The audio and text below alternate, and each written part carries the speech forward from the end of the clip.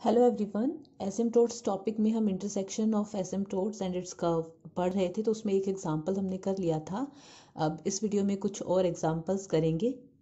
तो देखो, हमारा एग्जांपल जो है वो है show that the 4 asymptotes of the curve. इस कर्व की जो 4 एसिम्प्टोट्स होंगी, cut it again in 8 points. हमें ये प्रूव करना है कि वो 4 एसिम्प्टोट्स इस कर्व को 8 पॉइंट्स पे इंटरसेक्ट करेंगी। ठीक है, lying on an ellipse whose eccentricity is 4/5। और वो जो 8 पॉइंट्स का लोकस होगा या फिर एसिम्प्टोट्स कर्व को जिन 8 बिंदुओं पर काटेगी, उन 8 बिंदुओं को ज्वाइन करके अगर कर्व बनाया जाएगा तो वो एक इलिप्स यानी कि दीर्घवृत्त बनेगा। ऐसा दीर्घवृत्त बनेगा जिसकी इसेंट्रिसिटी यानी कि उत्केंद्रता 4/5 होगी। ये हमें प्रूव करना है। ठीक है, तो सॉल्यूशन स्टार्ट करते हैं। देखो, यहाँ पे हमारा जो कर्व है, गिवन कर्व जो है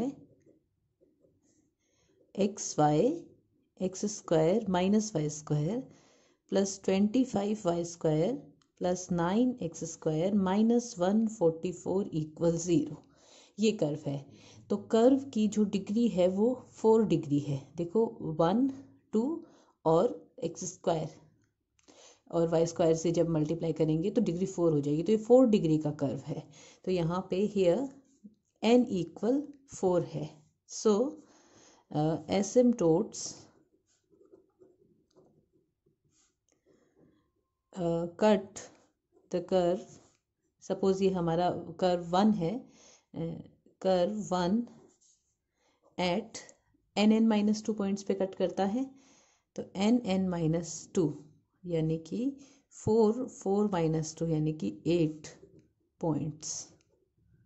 ठीक है, तो एक चीज़ तो हमें यही शो करनी थी कि एसिम्प्टोट्स जो है वो कर्व को 8 पॉइंट्स पे इंटरसेक्ट करती हैं। तो ये हमने प्रूव कर दिया। ठीक है, अब हमें इसकी जो इंटरसेक्टिंग कर्व है वो फाइंड आउट करना है। मतलब जो 8 पॉइंट्स है उनका बिंदु पथ, उन 8 बिंदुओं का बिंदु पथ, 8 पॉइंट्स का लोकस फाइंड आउट करना है। तो उसके लिए हमें क्या करना पड़ता है, हमें कर्व की सारी एसिम्प्टोट्स लिखनी पड़ती है।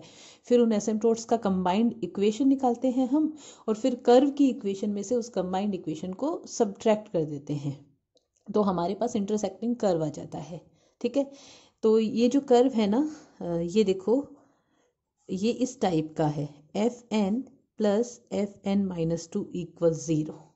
ठीक है, और ये जो fn वाला फैक्टर है, इसके लीनियर फैक्टर बन रहे हैं, x linear, y linear. x² - y² को x + y, x - y लिख सकते हैं। ठीक है, and fn has linear factors. ठीक है, तो जब ये दोनों कंडीशंस एक साथ सेटिस्फाई हो जाती है तो हम इंस्पेक्शन मेथड से हम एसिम्प्टोट्स लिख सकते हैं। ठीक है, सो एसिम्प्टोट्स ऑफ 1 की एसिम्प्टोट्स कैसी होंगी, fn = 0 से।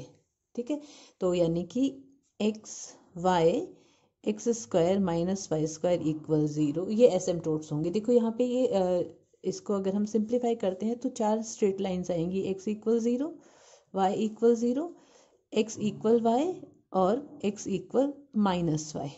ये 4 स्ट्रेट लाइंस आएंगी। ठीक है, तो ये 4 एसिम्प्टोट्स हो गई। ये 4 एसिम्प्टोट्स कर्व को 8 पॉइंट्स पे इंटरसेक्ट करती है। यहाँ तक प्रूव हो गया। अब हमें इंटरसेक्टिंग कर्व निकालना है, तो उसके लिए हमें इन एसिम्प्टोट्स की कंबाइंड इक्वेशन निकालनी है। तो ये कंबाइंड इक्वेशन ही है एसिम्प्टोट्स की। ठीक है, ये चारों एसिम्प्टोट्स को मल्टीप्लाई किया हुआ था आपस में। हम अदरवाइज करते भी तो यही है ना, ये x - y = 0 लिख दिया, ये x + y = 0 लिख दिया। तो ये एसिम्प्टोट, ये एसिम्प्टोट, ये एसिम्प्टोट, ये एसिम्प्टोट, इनको आपस में मल्टीप्लाई कर देते हैं तो ये यही वाली इक्वेशन बनेगी। तो ये कंबाइंड इक्वेशन ही है। तो कंबाइंड इक्वेशन ऑफ एसिम्प्टोट्स, तो ये होगी x² - y² = 0, इक्वेशन नंबर 2। ठीक है, हमें क्या करना होता है, कर्व की इक्वेशन में से कंबाइंड इक्वेशन को माइनस करना होता है। तो intersecting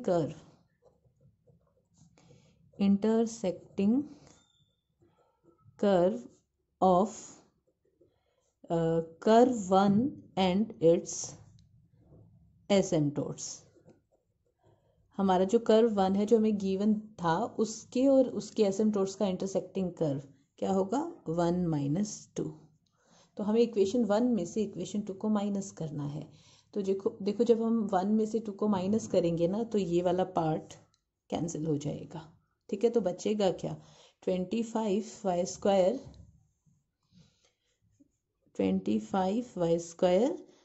plus 9x² equal 144।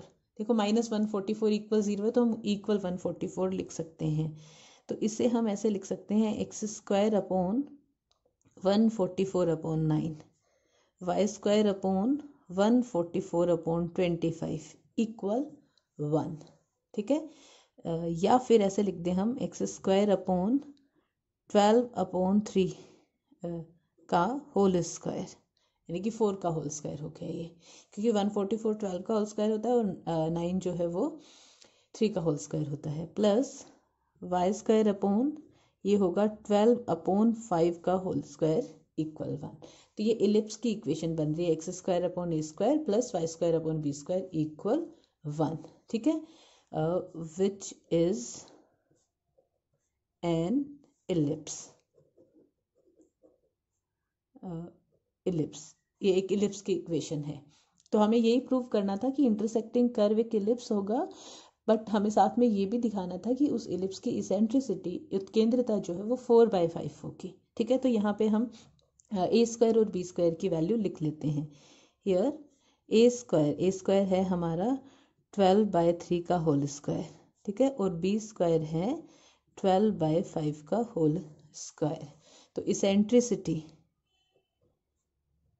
Eccentricity of ellipse, ellipse की इसेंट्रिसिटी का फॉर्मूला होता है √1 माइनस b² अपॉन a²। ठीक है, तो ये बनेगा √1 माइनस b² यानी कि 12 का स्क्वायर अपॉन 5 का स्क्वायर डिवाइडेड बाय a² है, तो ये हो जाएगा 3 का स्क्वायर अपॉन 12 का स्क्वायर। तो 12 का स्क्वायर 12 के स्क्वायर से कैंसिल हो गया, तो ये बन रहा है हमारे पास 25 माइनस 9 अपॉन 25।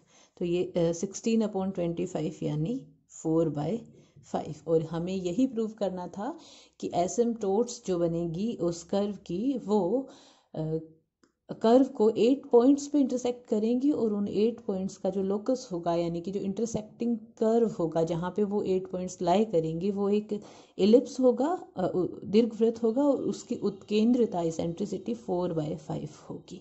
तो यहाँ पे क्वेश्चन कंप्लीट हो गया।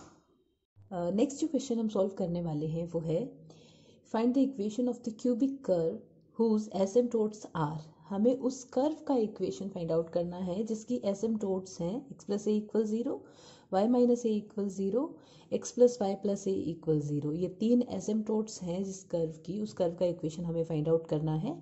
और क्या इन्फॉर्मेशन दे रखी है हमें कर्व के बारे में, and which touches the axis of x at the origin. मूल बिंदु पर जो x अक्ष को स्पर्श करता है, x अक्ष यानी कि y = 0, y = 0 टेंजेंट बनती है जिस कर्व की ओरिजिन पर, मूल बिंदु पर।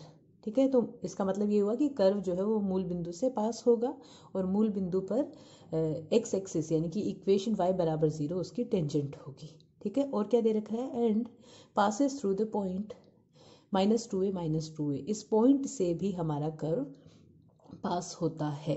तो हमें उस कर्व की इक्वेशन, क्यूबिक कर्व यानी कि डिग्री 3 का कर्व होगा, उस क्यूबिक कर्व की इक्वेशन फाइंड आउट करनी है जिसकी ये तीनों स्ट्रेट लाइंस एसिम्प्टोट्स बनती है, साथ ही जो -2a -2a पॉइंट से पास होता है, साथ ही ओरिजिन पे x एक्सिस जिसकी स्पर्श रेखा या टेंजेंट है। ठीक है, तो सॉल्यूशन स्टार्ट करते हैं। सॉल्यूशन, क्योंकि हमें दे रखा है कि 3 line x + a = 0, y - a = 0 and x + y + a = 0, ये एसिम्प्टोट्स बनती है कर्व की। Since are asymptotes of curve, तो कर्व जो है, सो कर्व विल बी, देखो कर्व इस टाइप का होगा, f3 + f1 = 0।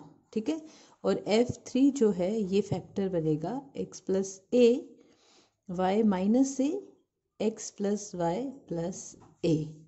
तभी तो F3 प्लस F1 टाइप है, तभी हम इंस्पेक्शन से F3 बराबर 0 करेंगे तो ये तीनों लाइंस एसिम्प्टोट्स बन जाएगी। ठीक है। हाँ, यहाँ पर क्योंकि F3 हम ऐसे बोलते हैं 3 डिग्री का पोलिनोमियल, लेकिन ये 3 डिग्री का नहीं है, इसमें डिग्री 2 वाली टर्म्स भी आ रही है। तो ये मैंने पहले भी बताया था, AX plus BY plus C वाली टर्म्स भी अलाउड होती है लीनियर फैक्टर्स में। ठीक है, क्योंकि वो भी लीनियर फैक्टर्स ही है, लेकिन यहाँ डिग्री के हिसाब से मैं कह रही हूँ ये टर्म्स भी अलाउड है। तो ये तीनों स्ट्रेट लाइंस जिस कर्व की एसिम्प्टोट्स बनेगी वो कर्व इस टाइप का होगा, F3 प्लस F1 बराबर 0, F3 ये होगा। ठीक है, तो इसका मतलब इक्वेशन ऑफ कर्व क्या होगी? सो x plus a Y minus a x plus y plus a plus, ठीक है, F1 मतलब डिग्री 1 और उससे लोअर डिग्री की टर्म्स। तो डिग्री 1 और लोअर डिग्री की टर्म्स क्या हो सकती है? मैक्सिमम एक्स वाली टर्म हो सकती है, वाई वाली टर्म हो सकती है और कांस्टेंट टर्म हो सकती है। ज़्यादा से ज़्यादा यही हो सकता है। तो हम ऐसा अज्यूम कर लेते हैं alpha x plus beta y plus gamma. X वाली टर्म डिग्री 1 की टर्म, वाई वाली टर्म डिग्री 1 की टर्म और ये कांस्टेंट टर्म। ज़्यादा से ज़्यादा यही हो सकता है F1। ठीक है, इक्वल 0 बी, लेट लिखना चाहिए, be equation of required curve. हमें जो कर्व फाइंड आउट करना है उसकी इक्वेशन ये होगी। ठीक है, अब देखो इसमें ये सब तो ठीक है, गिवन है अल्फा बीटा और गामा, ये हमने अज्यूम किए हैं। तो हमें अल्फा बीटा गामा की वैल्यूज फाइंड आउट करनी होगी। अब अल्फा बीटा गामा की वैल्यूज फाइंड आउट करने के लिए हमें कर्व की ये 3 एसिम्प्टोट्स है, इसके अलावा जो इन्फॉर्मेशन दी थी वो यूज़ करनी है। और इसके अलावा हमें क्या दे रखा था? हमें ये दे रखा था कि कर्व जो है इसको एक्स एक्सिस यानी कि y बराबर 0 लाइन ओरिजिन पे टच करती है। तो ओरिजिन पे लाइन कर्व को टच कर रही है, इसका मतलब ओरिजिन से हमारा कर्व जो है वो पास हो रहा है। टच भी कर रही है तो भी उस पॉइंट से कर्व पास हो रहा है, तभी तो उस पर वो लाइन टच करेगी। ठीक है, यानी कि ओरिजिन इस कर्व पे लाई करेगा। ठीक है, तो since x axis touches the curve, इसको 1 लिख देती हूँ मैं, 1 at origin, so 1 passes through origin।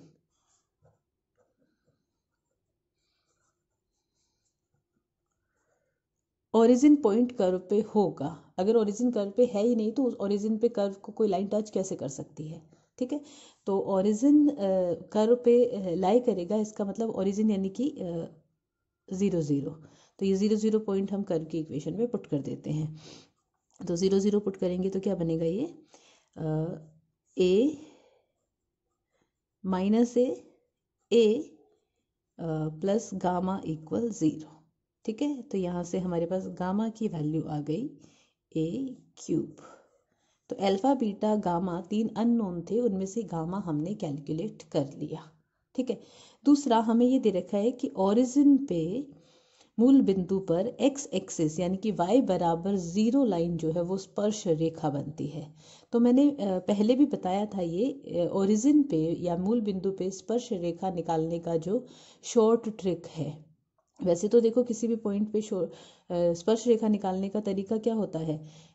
जिस कर्व की हम स्पर्श रेखा निकाल रहे हैं वहां से dy/dx निकालो उस पॉइंट पर। तो यहाँ से dy/dx 0 0 पे निकाल लो। ठीक है, और फिर जो हमारी स्ट्रेट लाइन की इक्वेशन होगी y minus 0 equal dy/dx x minus 0, इसमें पुट करो। ये टेंजेंट निकालने का जो स्टैंडर्ड मेथड होता है वो है, क्योंकि dy/dx जो है वो स्लोप होती है टेंजेंट की। लेकिन ओरिजिन पे निकालने के लिए शॉर्ट मेथड क्या होता है? लोवेस्ट डिग्री टर्म को, कर्व में से लोवेस्ट डिग्री टर्म को 0 के बराबर पुट कर दो। ठीक है, तो उससे ओरिजिन पे टेंजेंट आ जाती है। तो ये मैं ऑलरेडी आपको बता चुकी हूँ। तो हम ऐसा करते हैं, गामा बराबर A³ 1 में पुट करते हैं और इसको थोड़ा सिंप्लीफाई करते हैं। तो 1, देखो इन दोनों को मैं आपस में मल्टीप्लाई कर रही हूँ। तो XY minus AX plus AY minus A²। ठीक है, x plus y plus a plus alpha x plus beta y plus A³ बराबर 0। ठीक है, थोड़ा और सिंप्लीफाई करते हैं। इसको हम इससे मल्टीप्लाई करते हैं एक्स वाई, ये जो हाईएस्ट डिग्री वाली टर्म्स है इनको हम सेपरेट लिख रहे हैं। अब हम एक्स वाई को ए से मल्टीप्लाई करते हैं तो ये बनेगा ए एक्स वाई, ठीक है। अब इसको इससे मल्टीप्लाई करेंगे तो माइनस का ए एक्स स्क्वायर, इसको इससे करेंगे तो माइनस का ए एक्स वाई, इसको इससे करेंगे तो माइनस का ए स्क्वायर एक्स, ठीक है। ए वाई को एक्स से करेंगे तो प्लस का ए एक्स वाई, इसको वाई से करेंगे तो प्लस का ए वाई स्क्वायर, और इसको ए से करेंगे तो a square y, minus a square को करेंगे तो minus a square x minus a square y minus a cube plus alpha x plus beta y plus a cube बराबर 0, ठीक है। ए क्यूब से ए क्यूब कैंसिल हो गया क्योंकि कर्व ओरिजिन से पास हो रहा है तो उसमें कांस्टेंट टर्म नहीं हो सकती, तभी तो वो ओरिजिन से पास होगा, ठीक है। तो अब और टर्म्स अगर कुछ कैंसिल आउट हो रहा है तो देख लेते हैं। ये प्लस का ए एक्स वाई, ये माइनस का ए एक्स वाई, ये आपस में कैंसिल आउट हो गया, ठीक है। एक्स स्क्वायर वाली टर्म ये एक ही टर्म है एक्स स्क्वायर वाली, तो मैं इसको लिख लेती हूँ वापस, x y x plus y, देखो ये एक्स स्क्वायर वाली टर्म है। अब वाई स्क्वायर वाली टर्म देखते हैं, ये वाली वाई स्क्वायर वाली टर्म है plus a y square, degree 2 वाली टर्म्स लिख रहे हैं हम। अब एक्स वाई वाली टर्म देखिए, देखो ये हमने लिख लिया, ये लिख लिया, ये टर्म बच गई ए एक्स वाई, ठीक है। अब डिग्री 1 वाली टर्म्स देखते हैं, ये भी लिख लिया हमने, माइनस का ए स्क्वायर एक्स माइनस का ए स्क्वायर एक्स, तो ये हो गया माइनस का 2a स्क्वायर एक्स, और साथ में ये प्लस एल्फा एक्स है।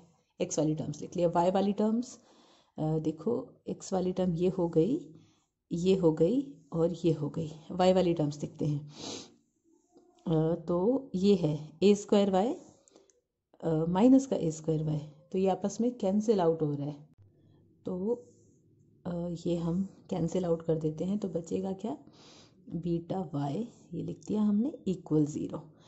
तो अभी ये टर्म भी लिख दी, तो सारी टर्म्स लिख दी हमने, तो ये हमारा कर्व आ चुका है, ठीक है। इसमें हमें लोवेस्ट डिग्री टर्म देखनी है, तो लोवेस्ट डिग्री 1 बन रही है, तो लोवेस्ट डिग्री वाले यानी कि 1 डिग्री वाली टर्म्स ये है, ठीक है। लोवेस्ट डिग्री टर्म्स, तो ये है माइनस का 2a square plus alpha x plus beta y बराबर 0, ठीक है। तो ओरिजिन पे टेंजेंट निकालने का यही तरीका होता है, लोवेस्ट डिग्री टर्म को 0 के बराबर पुट कर दो, ठीक है। इक्वल 0 रख दिया हमने, लोवेस्ट डिग्री टर्म इक्वल 0। तो हमने हमारे कर्व के लिए जब टेंजेंट निकाली ओरिजिन पे, मूल बिंदु पे स्पर्श रेखा निकाली, तो ये इक्वेशन आ रही है। बट हमें दे रखा है, मैं इसको लिख देती हूँ, इज टेंजेंट एट 0 0, ये 0 0 पे स्पर्श रेखा है, क्योंकि जैसे मैंने कहा 0 0 पे स्पर्श रेखा निकालने का तरीका क्या होता है, कर्व में से लोवेस्ट डिग्री, सबसे कम डिग्री वाली टर्म्स को 0 के बराबर रख दो। तो सबसे कम डिग्री 1 है, तो 1 डिग्री वाली टर्म्स को हमने 0 के बराबर रख दिया। बट हमें तो दे रखा है, बट टेंजेंट एट 0 0 इज, हमें एक्स एक्सिस दे रखा था ना 0 0 पे टेंजेंट, एक्स एक्सिस यानी कि y बराबर 0, ठीक है।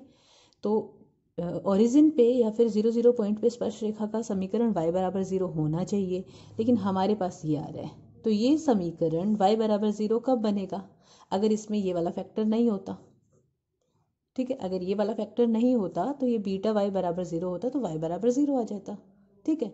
तो इसका मतलब ये हुआ कि ये वाला टेंजेंट y बराबर 0 बनाने के लिए हमें एल्फा माइनस 2a स्क्वायर बराबर 0 चाहिए। अगर एल्फा माइनस 2a स्क्वायर बराबर 0 हो गया तो 0 इंटू एक्स, ये 0 हो जाएगा, बीटा y बराबर 0 यानी कि y बराबर 0 टेंजेंट की इक्वेशन आ जाएगी, ठीक है। और हमें दे रखा है कि जो कर्व हम फाइंड आउट कर रहे हैं उसकी ओरिजिन पे जो टेंजेंट है वो y बराबर 0 है, तो ये नहीं हो सकती, ये है। तो ये इक्वेशन, ये वाली इक्वेशन में कब बदलेगी, जब एल्फा माइनस 2a स्क्वायर बराबर 0 हो जाए, ठीक है। So we must have 2a square minus का प्लस एल्फा बराबर 0, यानी कि एल्फा की वैल्यू आ गई 2a स्क्वायर, ठीक है। तो अभी देखो हमारे पास अल्फा भी आ गया, हम गामा ऑलरेडी कैलकुलेट कर चुके हैं, अब सिर्फ बीटा कैलकुलेट करना है। तो हमने 3 एसिम्प्टोट्स दे रखी थी, वो इन्फॉर्मेशन यूज़ कर ली। ओरिजिन से पास होता है कर्व, ये इन्फॉर्मेशन यूज़ कर ली। ओरिजिन पे टेंजेंट जो है वो एक्स एक्सिस है, ये इन्फॉर्मेशन यूज़ कर ली। तो अभी भी एक इन्फॉर्मेशन रिमेनिंग है कि कर्व हमारा पॉइंट -2a से पास होता है, तो वो इन्फॉर्मेशन यूज़ करेंगे, तो उससे हमारे पास बीटा की वैल्यू भी आ जाएगी। ठीक है, तो देखो सिंप्लीफाई करने के बाद जो कर्व का इक्वेशन बना था वो ये था। ठीक है, मैं इसे इक्वेशन नंबर 2 लिख देती हूँ। इसमें हम जो हमारा गामा था वो तो एलिमिनेट हो ही चुका है, क्योंकि गामा ए क्यूब बना था, वो ए क्यूब से कैंसिल हो गया। इसमें हम अल्फा की वैल्यू भी रख देते हैं। ठीक है, तो जो हमारा कर्व 2 है वो क्या बन जाएगा, x plus y minus a x square plus a y square plus a x y minus 2a square x. Alpha की वैल्यू रख रहे हैं, तो ये बनेगा प्लस का 2a square x plus beta y बराबर 0। ये हो गए आपस में कैंसिल। ठीक है, तो हमारा कर्व जो हमें फाइंड आउट करना है वो ये बन चुका है। जो 1 हमने अज्यूम किया था ना, वो 2 में रिड्यूस हुआ, अब 2 इस तरह से चेंज हो गया है। अब हमें बीटा कैलकुलेट करना है, तो हमें दे क्या रखा है, गिवन है curve passes through point -2a, इस बिंदु से कर्व गुजरता है। कर्व गुजरता है मतलब ये बिंदु कर्व की इक्वेशन को संतुष्ट करेगा, सेटिस्फाई करेगा। तो ये हम इसमें पुट कर देते हैं। तो x की जगह भी -2a रखना है और y की जगह भी -2a रखना है। तो ये तो बन जाएगा 4a का स्क्वायर -2a। x की जगह -2a रखेंगे तो ये माइनस का 4a क्यूब, y की जगह -2a रखेंगे तो प्लस का 4a क्यूब। x और y की जगह -2a रखेंगे तो ये हो जाएगा प्लस का 4a क्यूब। ठीक है, -2a बीटा इक्वल 0। ठीक है, तो देखो ये कैंसिल हो गए आपस में, ये माइनस का 4a तो माइनस का 16a क्यूब प्लस का 4a cube equal 2a beta आ रहा है। तो यहाँ से बीटा की वैल्यू क्या होगी, माइनस का 12a क्यूब अपॉन 2a, यानी माइनस का 6a स्क्वायर। ये बीटा की वैल्यू आ गई। ठीक है, तो ये हमारा कर्व का इक्वेशन था। इसमें बीटा अननोन है, तो बीटा की वैल्यू भी आ चुकी है, माइनस का 6a स्क्वायर। ये पुट कर देते हैं हम, तो जो हमारा रिक्वायर्ड कर्व है वो क्या बनेगा, hence required curve is x plus y minus a x square plus a y square plus a x y minus का 6a स्क्वायर वाई इक्वल 0। और ये होगा हमारा आंसर। मतलब ये वो कर्व है जिसकी 3 एसिम्प्टोट्स हैं। कौन कौन सी है, x प्लस ए बराबर 0, y माइनस ए बराबर 0, x प्लस वाई प्लस ए बराबर 0। ठीक है, साथ ही ये कर्व ओरिजिन से पास होता है। ओरिजिन पे इसकी टेंजेंट बन रही है y बराबर 0 यानी कि x एक्सिस, और साथ ही ये कर्व -2a पॉइंट से भी पास होता है, जो हमें फाइंड आउट करना था। ठीक है, तो इस तरह से ये क्वेश्चन सॉल्व होगा। तो ये 2 क्वेश्चन हमने किए, और भी एग्जाम्पल करेंगे हम इस तरह के। यहाँ तक कोई डाउट हो तो आप मुझसे पूछ सकते हैं। Thank you.